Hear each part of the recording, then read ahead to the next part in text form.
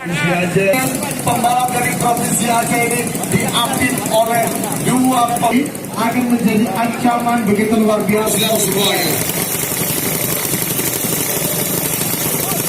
Untuk mampu di bawah 50.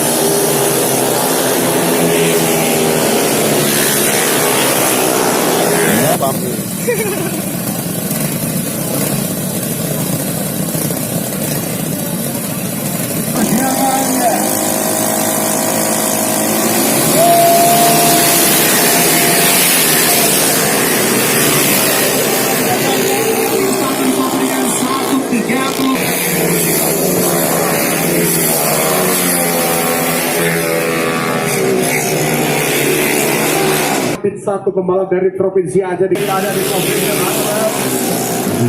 Jawa Barat masih saya berkuasa di kelas Matic Standar bersama dengan